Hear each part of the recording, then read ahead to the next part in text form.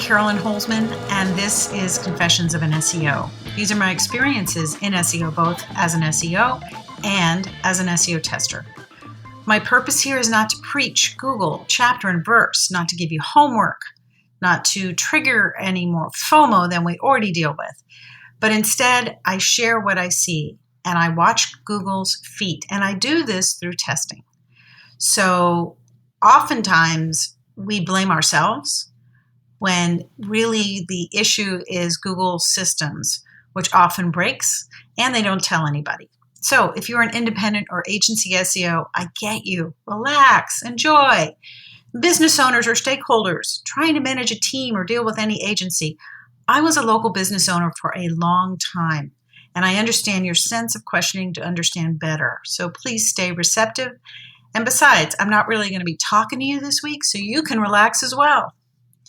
All right, welcome to Season 3, Episode 10, Keeping Up With Myself.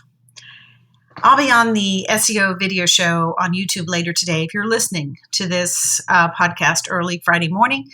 So this Friday, March 10th, I'll be on the show with Paul Andre, and as most of us know him, Dre. And so you just search for the SEO Video Show, you'll find his channel, and he sent me some pretty interesting questions related to indexation. So if you like talking nerdy stuff, I'll be there. In last week's episode, I walked you through how I used the data from server logs and Search Console to be able to pinpoint the days that Google ran the product review update, when it was rolled out and when it stopped. And you can see this chart if you search for Google Index Detector. It's the top result. Click on it and scroll down to the embedded spreadsheet. And there's a tab on there that says February 19th through February 26th. And on that tab, you'll find a row that says Carolyn's Update. It's a different color and it's very easy to see and compare also to when Google said it was running. And if you prefer to wait for Google announcements, yesterday on March 8th, they did say that they had completed the product review update on March 7th. So it's starting to get fun calling when updates stop. You know, maybe it doesn't rank you any better, but it does explain a few things. And for me, I like not feeling like I'm any more at the mercy of Google than I have to be, especially when it's looking at something like the last update. And also to be able to talk about it with something I can verify instead of waiting for the crumbs to fall off the table. You know, we're not as helpless as some like to make it out. Many of you have heard me talk about my use of Quora as a window to see into the SERPs for specific keywords. And it really is what I use to even decide if I want to spend resources on a target niche or not. You know, and if I can pull an analogy from my print buying days, normal SEO on-page tools compared to Quora is like comparing Corel Draw to Photoshop. Now, there might be reasons why someone has to use Corel Draw, but if you're going to print on a 4-color press where wet ink hits dry paper, you're going to want the control that Photoshop provides. And it's the same way with Quora. Now, simply put, Quora tells you, and I'm quoting Ted, exactly how much of each factor you need to be competitive on page 1.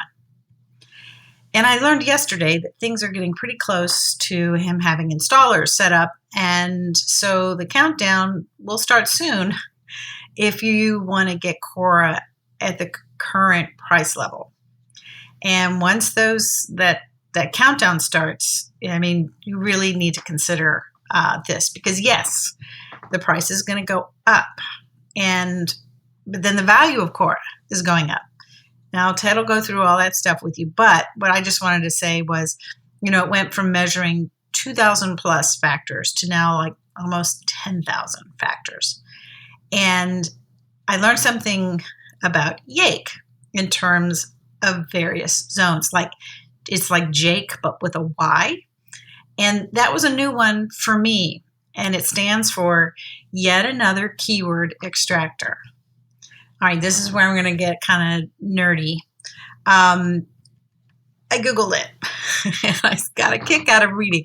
And it's perfect. I mean, the way it talks about its main features. Unsupervised approach, corpus independent, domain and language independent, single document, and free. Everything a girl could hope for. So I'm pretty excited. So if you're even considering getting Quora and you can justify an ROI, go to, it'll be that short link and I'm going to speak it. It's bit.ly, bit.ly/confessions Quora. And now if you've already subscribed to it, I know he's raising the price, but when he raises the price, you'll get grandfathered in at the current price. So the one that you see on that page is going to be less than what you can even get from Ted directly. Now, I can't tell you how much money it has saved me by helping me identify terms not to chase. Nevertheless, I have been chasing a couple of terms for about a year. Mostly, I think, so I could warm myself up into offering the thing as a service. I'm not going to say what it is because, well, it's like my new fence and I don't want anybody spray painting on it. So sometimes you just kind of got to go for it, even though it's going to take a while. And I know that the luxury of not needing to make it, force it, I guess, to make revenue right away. You can be sure that the other things that do make revenue, I'm on like white on rice. So I think ultimately what I'm orchestrating at this moment is, creating the life I desire, which doesn't always represent itself in dollar signs. Now, I think right there, I may have blasphemed as an SEO. So it's not that I'm not desiring revenue and profit, but I am committed to including me in on that, right? Not everybody else, but me. I want to be part of that.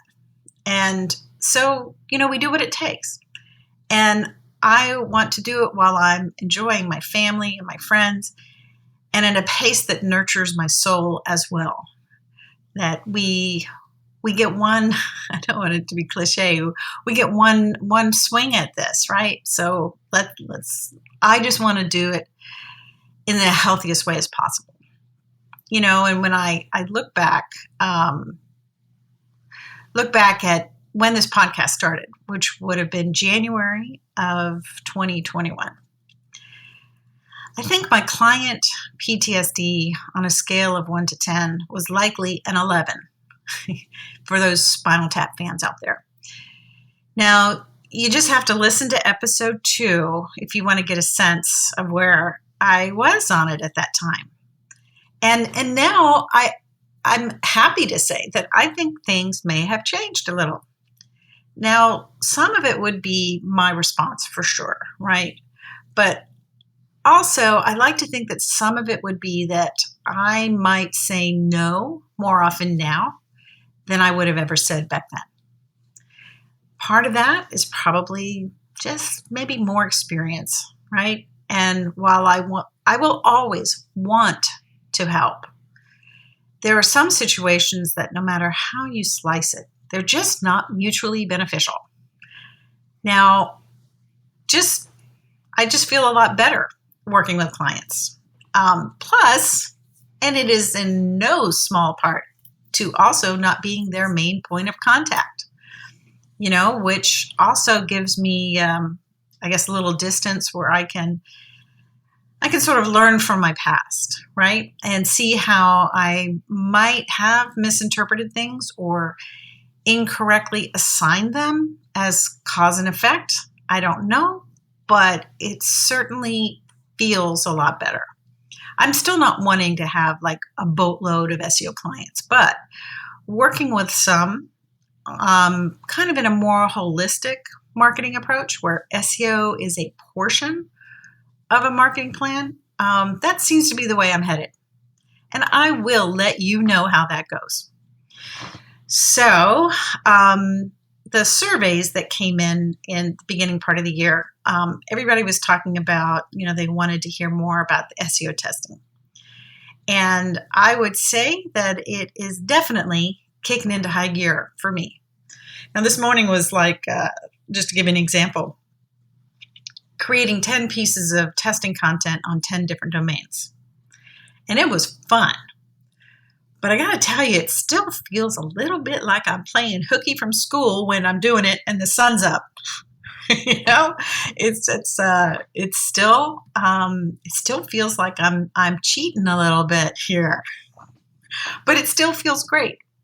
And one thing I think I'm learning from it, because it's always a discovery piece when you're testing, right? Not just what you're testing, but how do you manage your time? How do you keep track of things? How do you do it in a way that you could, let's say, work on it one morning and then have like a couple of days in between, and being able to go back 3 days later and kind of pick up where you left off. So it's still a lot of stuff, and it still requires an SOP. Damn it. Because there are so many little details that have to get covered, right? Because it's things that, you easily overlook or gloss over. You get so far down in the weeds. I'm not talking about something that would spoil a test, because definitely, you're writing out what it is that you're testing and coming up with a way that you can test it. But there are lots of things involved that are not things that would ruin a test. But, there are things that you kind of have to realize just come with when you're running more than one test, right? So when you have a lot of tests running, they do sort of blur together. And then you have interruptions. Interruptions can be treacherous. For instance, like today, when my house air conditioner has gone out. Life, right? So you're testing, but you've also got to do it while you're living a life, right? You're not, it's not like, especially if you're, there's just too much to expect from oneself, I think, to be able to test in essentially life clean room, right? Life is always going to get into this room. So how do I manage that? If anybody else was wondering, I do try and leave myself clues, like that movie Memento Mori, where the guy, he had short-term memory loss and he could never remember after he woke up what had happened the previous day or the day before. So he tattooed everything on him. Now, I'm not doing that, but I do write down dates, times, what question I'm thinking about, what got me to think about it, what started me down that path. It was an article, or if it was something somebody said, or, maybe I heard something in a conversation that made me go, I wonder if this might go with that, right? And so I play with all the pieces and where I think they're going, and I guess one might call them lab notes, right? Without them, I'd be lost. So other things to consider, like I need to make sure they're hosted somewhere so that a hard drive crash, yeah, I think they still happen, doesn't take me down any more than it should. So I guess one could say situation normal, and just making sure that I give myself a fighting chance.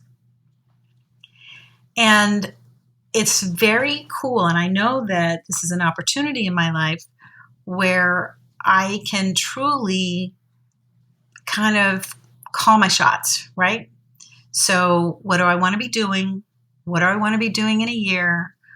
But yet not torturing myself to figure that out today, right? And so it's kind of like I went from having practically every day so highly structured that now it's like the structure comes from me.